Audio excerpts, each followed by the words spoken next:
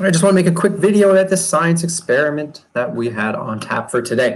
It's actually on your schedule for tomorrow, but we did it in our small groups today, so I'm posting it today, Monday. Here's the page, the kind of first page you're looking for that tells you the materials you'll need. And right here, I really like that they put this on the pages right up at the top, kind of in its own spot beside the cartoon scientist. They always put the concept we're investigating. Today's concept is you need light to see objects. Now, I don't usually say duh, but yeah, duh, you do need light to see objects. We know that. But can you prove it? Well, this experiment is going to help us prove it. And that's what scientists need to do. We need to look at things. We need to observe. We need to make changes and see how that affected the outcome. And we use experiments to do all those things. So the main variable that we are playing around with today, and variable is a fancy word for the thing that you change in the experiment, we are changing light. So we are going to try to conduct an experiment with no light source, and then we are going to conduct an experiment with a flashlight source. So let's just take a peek at what you need for the experiment. You need this page that's in your package. It is a net for a cube. A net is a math word for a 3D shape that's been flattened out into 2 dimensions. And if you cut it out, cut these parts out too, they're called tabs. They'll help you make your shape. Then you're going to fold it on all the lines. Every time you see a line that's connected to another part of your net, you're going to fold that so that you create a cube. The cube's going to look like this. One thing that I did, there's 2 other things you need to do. Here where it says sticker, you could stick a sticker there if you have one. I used Post-it notes. You also may not have anything that sticks, and you could just do the experiment still, just using the word sticker that's already written. So no big deal. And these 2 circles, you're going to make holes there. If you have a 1-hole punch, you can kind of slide it into your paper and cut there. I didn't have that, so I used scissors, and I really carefully just kind of poked them through my page. You probably want to get an adult to help you with that step, and then I just kind of cleaned up the edges by doing a few snip snaps, and then I had my net all set up. So I folded everything, I folded it together, and that's what I was going to say. The one thing that I did with mine is I colored the inside blue because I thought a dark color might work better than white, because white is very reflective, and we want to see what happens when there's no light. So when you see my experiment, you'll notice that's why mine's blue. Okay. I think that's all I want to talk about here. On this page, really, we've done these before with our sound experiments. You have a top section that says what happened, or what do you think will happen, my prediction of what will happen, and a bottom section that says what actually happened. This is important. This is the part where you put your hypothesis, which is a fancy science word for your guess of what will happen, and then you do the experiment and write down what happened. So my help for you here, this experiment should be kind of divided into 2 sections. One section is no light source. So what do you think will happen? Will you be able to see the sticker when you look through the box when there's no light source? And then will you be able to see the sticker when there is a flashlight source? And then what happened and what I learned. So when you do the experiment, you're going to write down what actually happened. And you may not get the information or the answers or the results that you thought you were going to get or that you wanted to get. For me, to be honest, the first time I did the experiment, I covered up the box as much as I could. I looked through it with no flashlight, and I could still see the sticker. And I was like, well, that's not really what I want to show, because I know you need light, but it allowed me to think, okay, there must still be light getting into the box. And I thought maybe my box wasn't made tight enough. And then I also realized, Mr. Davis, you didn't even turn the light off in your room. So that was a big light bulb moment for me. Pun intended.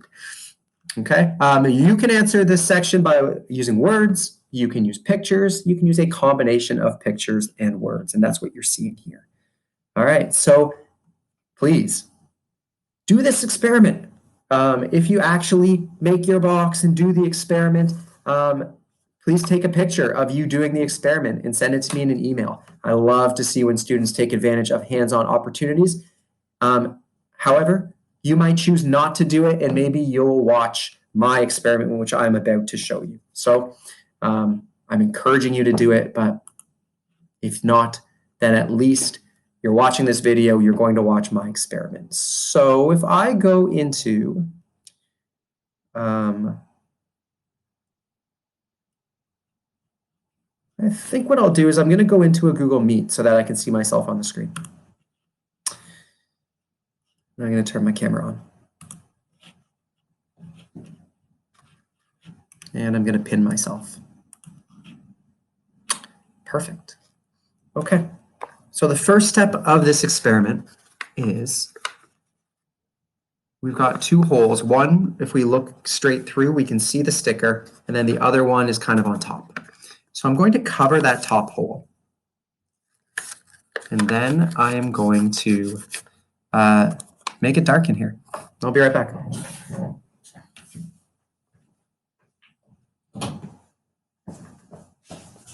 Oh, that's kind of cool. It's a little darker in here. You can see I look like I'm in a scary movie. I hope it doesn't turn out that way. But I have my cube here.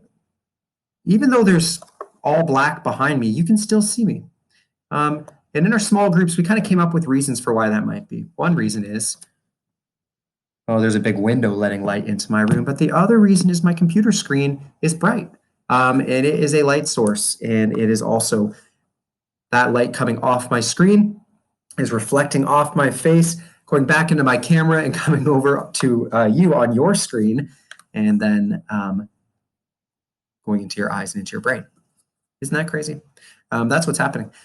So what I'm actually going to do is I'm going to reduce the brightness of my screen slowly until I'm all the way down to about here. Can you see me? You should be able to see me a little bit. Actually, you should be able to see one side of my face better than the other side. And that's kind of interesting too, isn't it? I don't know why this pin won't kind of disappear, but it's not. So, oh, hey, I just had to talk about it. One side of my face, you can see a little bit better than the other side. And that's because the window. So that's now the light source that's coming into my office. And it is allowing you to see a little bit of my face. The other thing it's doing is it's showing that light travels in straight lines, which is another cool concept of light that we are investigating. All right, so I'm going to hold the whole of my box right up to the camera, and you're going to kind of have to think about whether or not you can see the sticker. Now, this is the hardest part, getting the hole right on the camera. Okay, can you see the sticker? I kind of doubt it because I can see what you can see, and it just looks pretty black to me. So now I'm going to change one of my variables. It's really the only variable. It is the light source. I'm going to turn my flashlight on and send a beam of light right on top of my cube. The first thing I want to do is make sure I take the piece of paper off of my cube that was covering the hole. So let's get reset up. And let's hit it. 3, 2, 1. Hey now, we've got a sticker. Pretty cool. Not bad, right? Kind of fun playing around with light. Even just with the brightness on my computer, definitely interesting. So yeah, we all know that you can not see if there's no light. We know that because of closing our eyes, can't see anything. Open our eyes, we can see. But in this experiment, I think we were able to successfully prove that. So go ahead, complete those 2 sections on your page, and on Wednesday, please consider joining a small group and bringing what you need to participate in light experiment number 2.